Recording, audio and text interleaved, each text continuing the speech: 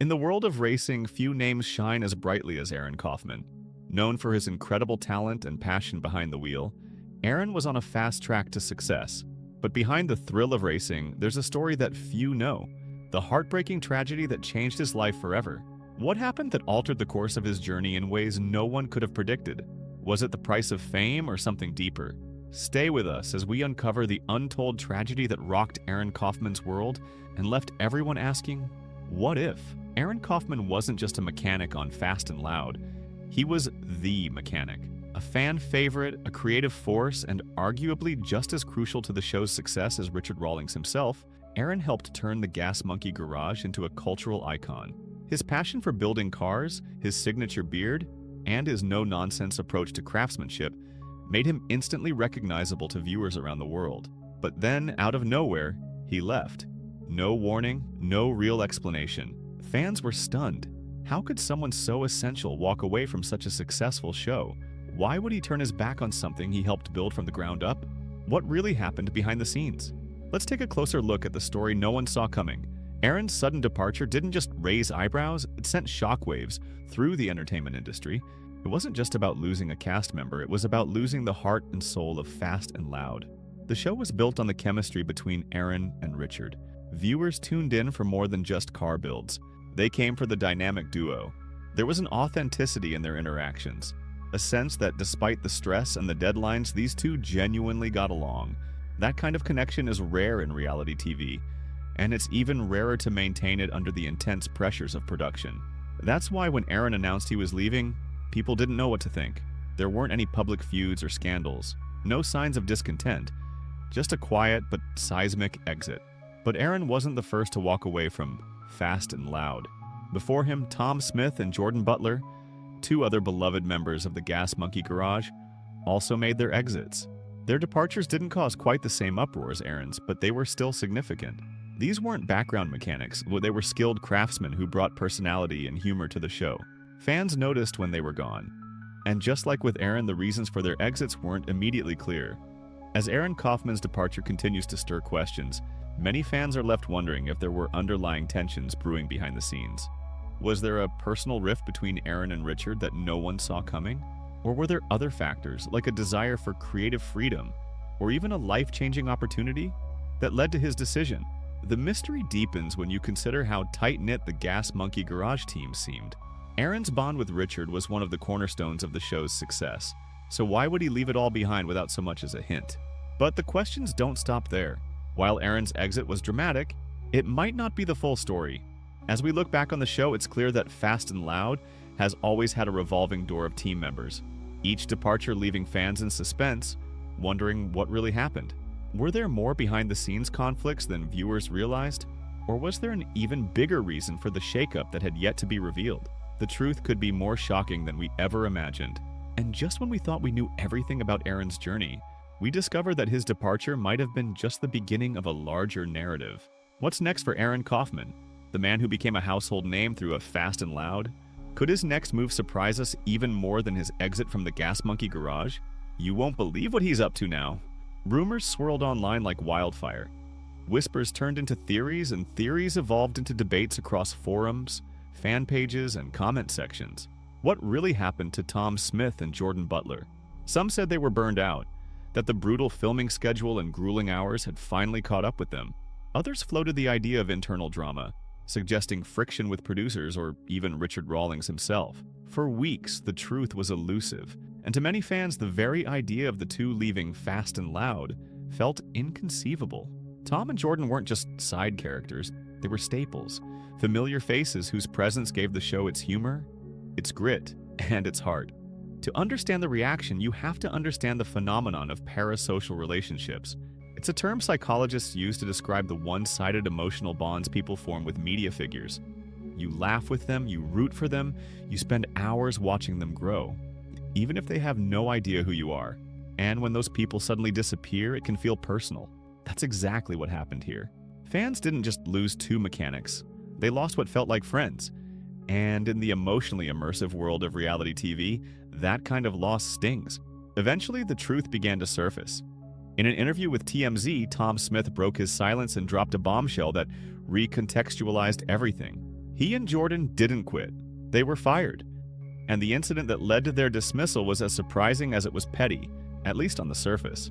According to Tom, it started with a visitor to the garage, someone who had been battling fibrosis, a condition that left them struggling with their health. The guest was clearly in awe of the shop, and as a fan of the show, politely asked if they could take a photo next to Richard Rawlings' Rolls-Royce. Wanting to make the moment special for someone who had clearly been through a lot, Tom gave the okay. But what he saw as a harmless gesture, Richard saw as a breach of boundaries. When he learned that someone had been near his prized Rolls-Royce without direct permission, he reportedly flew into a rage. For Rawlings, the car wasn't just a car, it was a symbol of status, of brand identity. To him, this wasn't just about a photo. It was about control, about respect, and maybe even about ego. But Tom, caught off guard by the intensity of the reaction, wasn't one to stay silent. He pushed back, defending his decision and standing his ground. Jordan, ever loyal, backed Tom up. And just like that, it was over. Both were fired on the spot. It was a stunning turn of events. The kind of fallout you don't usually see on camera, but that's all too common in high-pressure work environments, where power dynamics can shift in a heartbeat. Tom and Jordan weren't just employees. They were part of the original DNA of Gas Monkey Garage.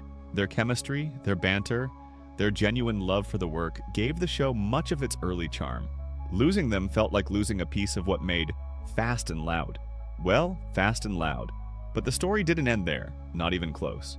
The firing only added fuel to the growing narrative that things behind the scenes at the garage weren't as smooth as they appeared on screen. And before long, the two resurfaced on a new show, Misfit Garage, a spin-off that gave a second life to some of the very personalities that had been pushed out of the original. The title itself, Misfit Garage, almost seemed like a cheeky nod to the way things had ended at Gas Monkey. It was a defiant move, but also a hopeful one. It signaled that just because they were no longer part of Fast and Loud, didn't mean they were done building, dreaming, or entertaining fans. Looking back, the entire episode serves as a reminder of how fragile even the strongest seeming partnerships can be, especially in an environment where creative passion, ego, fame, and business collide. It also illustrates how easily a single moment, a simple act of kindness, even, can spiral into career-altering consequences when the stakes are high and tempers flare. Tom and Jordan may not have left on their own terms, but their departure revealed a truth that often hides beneath the surface of reality TV. Behind every polished episode are real people, real emotions, and real conflicts that don't always make it to air.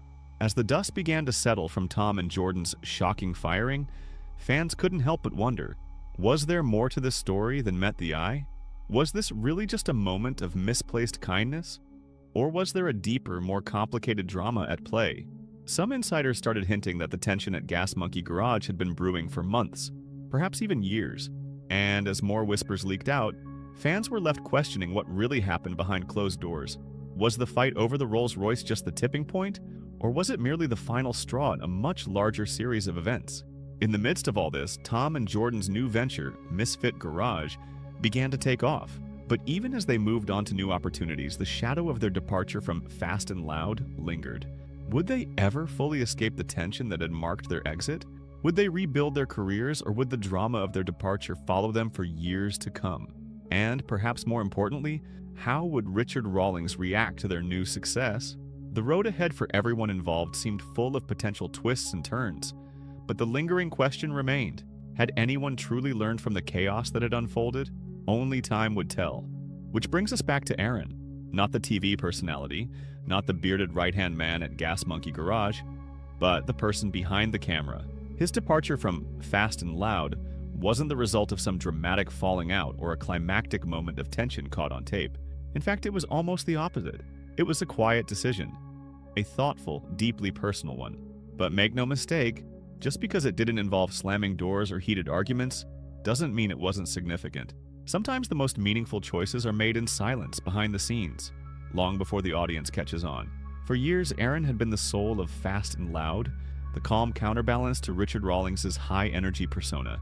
While Richard was out making deals, selling cars, and building the brand, Aaron was the one in the shop, sleeves rolled up, bringing the builds to life. He lived and breathed the technical side of the business. Every weld, every bolt, every custom modification was a reflection of his philosophy: precision, pride, and patience. But as the show grew in popularity, its production demands also grew. The network wanted faster builds, tighter timelines, and more sensational moments to keep viewers hooked. In short, they wanted entertainment, and fast. Aaron, however, wanted something else entirely. He wanted to build better, not quicker. He wanted to tackle the kinds of projects that didn't fit into neat 42-minute episodes or follow a tidy 3-act structure. We're talking about cars that required hundreds of hours of fabrication, engineering challenges that pushed the boundaries of what was possible, and designs that couldn't be rushed. Not for ratings, not for drama, not for anything. And over time, that disconnect between what he wanted to create and what the show demanded started to wear on him. In interviews after his departure, Aaron pulled back the curtain just enough to let people understand why he left. He spoke candidly, though never bitterly, about feeling creatively boxed in. While millions of viewers saw a man living every gearhead's dream, working in a high-profile garage, featured on national TV, making money doing what he loved, Aaron saw something else. He saw a ceiling he could no longer rise above. The cars he really wanted to build, intricate, high-concept machines, didn't make for fast-paced television. They weren't flashy in the way producers wanted. They weren't easily digestible for a casual audience. But they were real. And to Aaron, real was what mattered most. He didn't want to be a performer. He didn't want to show up, smile for the cameras, hit a few beats, and then go home. He wanted to create with intention, to be hands-on, to sweat the details and chase perfection. And when that became incompatible with the direction of the show, he knew it was time to walk away. That decision couldn't have been easy. He was giving up not just a paycheck, and let's be honest, it was a paycheck most mechanics could only dream of, but also a platform, a level of exposure and influence that people spend years chasing. Still, he chose the uncertain road because it aligned with his values.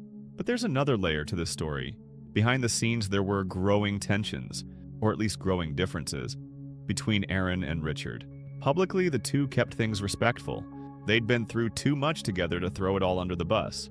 But those close to the situation suggested that their visions for the future of Gas Monkey Garage had begun to diverge. Richard, always the entrepreneur, saw opportunities for expansion, branding, and scaling the operation. Aaron, on the other hand, wanted to narrow the focus, to drill deeper into the artistry and engineering. They were moving in different directions, not out of animosity, but out of evolution. It happens in partnerships. Sometimes people grow in different ways, and when that growth is no longer compatible, it's not betrayal to walk away, it's maturity. Aaron never went on a media tour airing dirty laundry. That's not his style. But the message was still clear. Leaving Fast and Loud wasn't just about the show, or even about creative freedom. It was about identity, about rediscovering what made him fall in love with building in the first place. It was about reclaiming his craft from the machinery of television production and forging a new path that was entirely his own. His departure wasn't loud, but it echoed. And for those who were really paying attention, it said more than any on-screen drama ever could. And build he did. Not just cars, but a vision, a legacy, and a space where craftsmanship could breathe without compromise. After parting ways with Fast and Loud, Aaron Kaufman didn't take a break, fade into obscurity, or cash in on his fame with endorsements or gimmicks. Instead, he doubled down on what brought him joy from the very beginning, the art of building something real. He launched ArcLight Fabrication, a company rooted in authenticity and fueled by passion. Situated in Dallas, Texas, the same city where his career first took shape, ArcLight wasn't a flashy startup designed for mass appeal.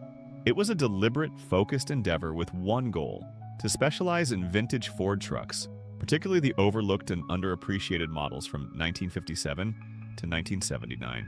That choice alone said a lot. Aaron wasn't chasing trends or trying to compete with the newest muscle cars or hypermodern builds. Instead, he carved out a space in the industry that reflected his love, a niche he had long felt deserved more respect. In a market saturated with sameness, ArcLight stood out because it dared to be specific, to slow things down, and to treat old metal with reverence. These weren't just restorations, they were tributes to a bygone era, reimagined with heart, precision, and a meticulous attention to detail that was distinctly Kaufman. Of course, a vision like that needs more than just ambition. It needs the right people. And Aaron, never one to settle, took his time assembling a team. He didn't look for big egos or flashy resumes. He looked for builders who loved the craft as much as he did, who understood that a beautiful weld or a perfectly aligned panel meant more than TV ratings. These were kindred spirits, men and women who had grown tired of shortcuts and sound bites and were ready to roll up their sleeves and build something that would last. Interestingly, as ArcLight took shape, rumors began to swirl. Whispers that Richard Rawlings, Aaron's former boss and co-star from Fast and Loud, may have invested in the venture. While never officially confirmed, the idea itself was compelling. Was it a gesture of support? A strategic business move? Or perhaps a quiet acknowledgement of the respect Richard still held for Aaron despite their differences? After all, Rawlings had a known history of backing former Gas Monkey employees when the timing and the talent felt right. If true, it would blur the lines between rivalry and camaraderie, reminding us that in the world of custom cars, personal relationships are often more complex than they appear on screen. Regardless of where the funding came from, what mattered was the outcome. And from the start, ArcLight delivered. The builds were stunning, not in a flashy, made-for-TV way, but in a way that made true gearheads nod with appreciation. From painstaking restorations to clever custom touches, each truck that rolled out of ArcLight carried Aaron's signature style, understated, functional, and incredibly well executed. Word spread fast. Fans who had followed Aaron's journey from Gas Monkey Garage to Fast and Loud now followed him into this new chapter with even more admiration. They didn't need the dramatics of reality TV to stay interested. They just needed to see the real Aaron doing what he did best, and that's exactly what ArcLight offered. No scripted drama, no artificial deadlines. Just a return to the roots of why so many people fell in love with the custom car world in the first place. Watching Aaron and his crew work was like watching artists in their element, patient, precise, and fully immersed in the moment. Every weld, every grind, every coat of paint told a story. It wasn't about building cars for ratings, it was about building them for themselves, and for the people who truly appreciated the work. In many ways, ArcLight became more than a business. It became a statement that you don't need a massive production budget or network deal to create something meaningful. That authenticity still has value. That passion, when pursued wholeheartedly, can thrive even outside the spotlight. And for Aaron Kaufman, that was the whole point. So, was Aaron Kaufman's exit from Fast and Loud just a personal choice? Or was there something deeper at play, something more than what was shown on camera? Was it a quiet rebellion against the formulaic nature of commercial television, the ever-accelerating pace of production schedules, and the increasing pressure to sacrifice authenticity for entertainment value? Or maybe it was a deeply personal stand, a declaration of independence from a world that had grown too fast, too flashy, and too far removed from the love of the craft that brought him into the spotlight in the first place. So, was Aaron Kaufman's exit from Fast and Loud just a personal choice? Or was there something deeper at play? Something more than what was shown on camera? Was it a quiet rebellion against the formulaic nature of commercial television, the ever-accelerating pace of production schedules, and the increasing pressure to sacrifice authenticity for entertainment value? Or maybe it was a deeply personal stand, a declaration of independence from a world that had grown too fast, too flashy, and too far removed from the love of the craft that brought him into the spotlight in the first place.